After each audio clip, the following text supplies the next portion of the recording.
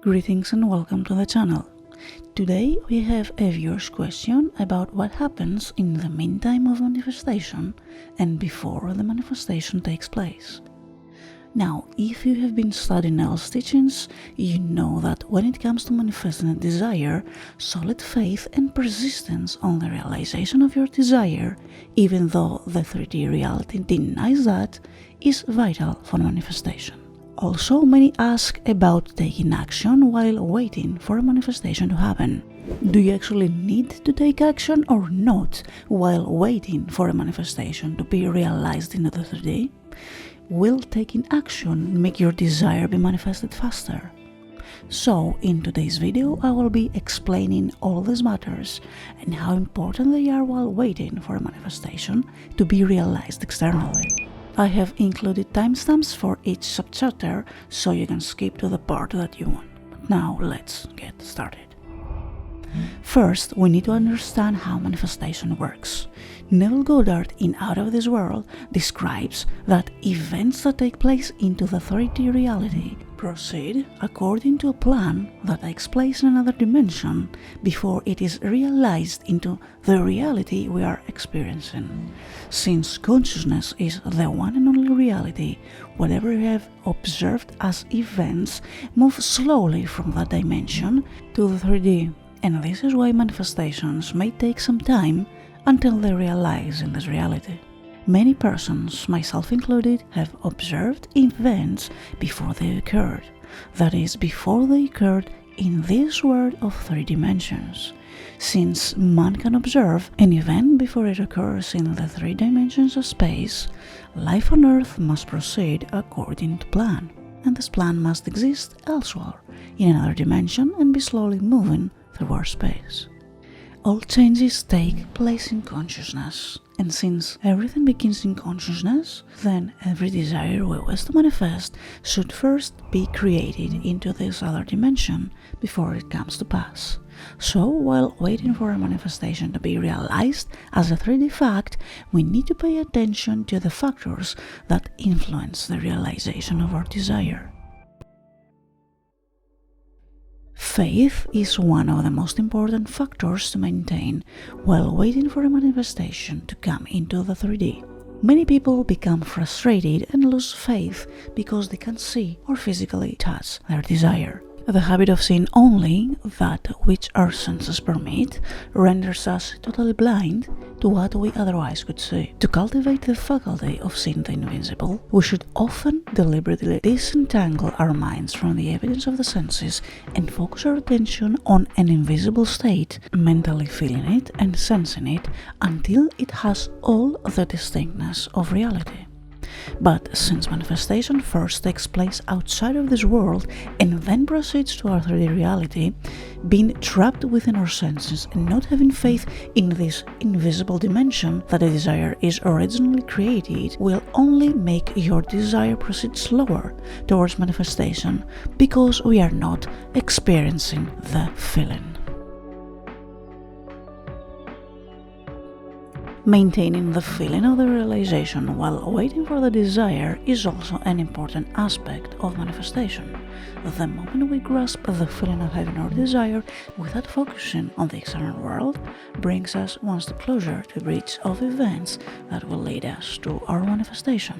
The habit of withdrawing attention from the region of sensation and concentrating it on the invisible develops our spiritual outlook and enables us to penetrate beyond the world of sense and to see that which is invisible.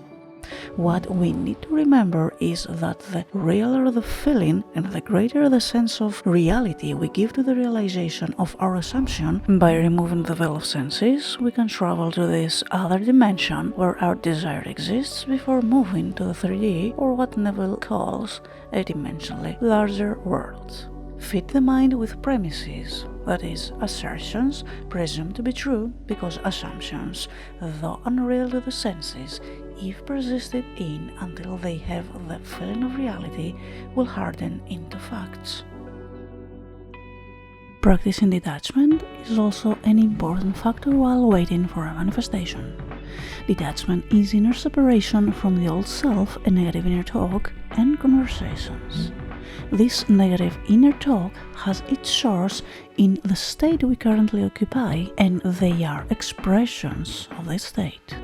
When we have no idea that our reactions are only states of consciousness from which it is possible to separate ourselves, we go round and round in the same circle of problems, not seeing them as inner states but as outer situations.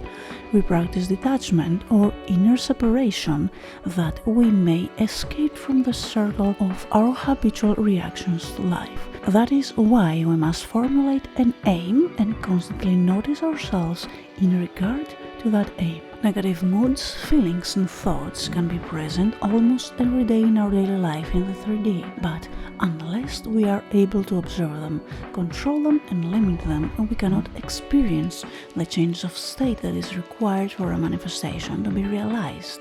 And the only way to detach is to assume and maintain the feeling of the wish fulfilled. We must practice separating ourselves from the negative moods and thoughts in the midst of all the troubles and disasters of daily life. No one can be different from what he is now unless he begins to separate himself from his present reactions and to identify himself with his aim. Detachment from negative states and assumption of the wish fulfilled must be practiced in the midst of all blessings and curses of life. Persistence is also crucial while waiting for a desire to objectify into the 3D reality. We manifest by occupying the state where our desire is real.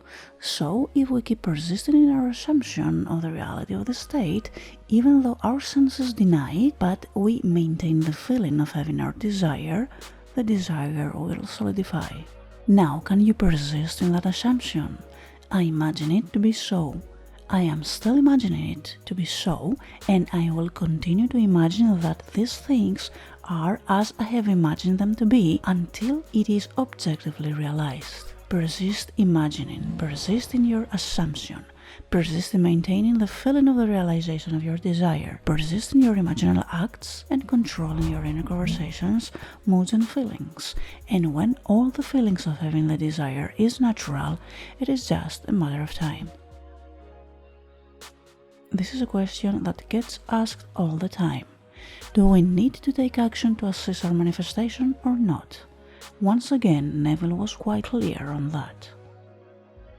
The creative process begins with an idea, and its cycle runs its course as a feeling and ends in evolution to act. Every desire you have, in order to be manifested, should start as an idea that is impressed into the subconscious by the medium of feeling, and then it ends with some kind of action. So if you have performed the imaginal act and you have maintained the faith in the realization of your desire and the feeling of naturalness, then if necessary you will be guided to act through inspired action. So people will tell you that I work so hard at it. Well, that's why you're failing. If you really believe all things are possible to God, and God is your own wonderful human imagination, and His ways are higher than your mortal level, well then, what are you interfering with that state for? Assume the end and don't work it at all. You'll be moving under compulsion to manifest it if you simply assume it and let it be. What do you do after someone is pregnant? Just let it be. If there is the necessity to take action, this action will happen almost automatically, and you will act under compulsion and without any effort.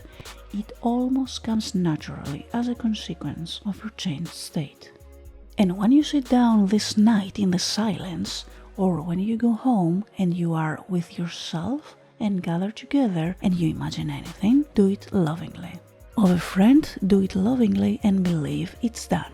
That's God in action, and with God all things are possible. You don't have to aid it, leave it alone. It's going to actually move itself through all, and all things being interwoven, they will take anyone in the world that it can use to embody itself, and therefore forgive all when you become the man or the woman you want to be. All those who seemingly try to oppose you on your forward motion were aiding you, but you didn't know it. Therefore, forgive them all in the end. A bird couldn't fly unless supposed. A fish couldn't swim unless supposed.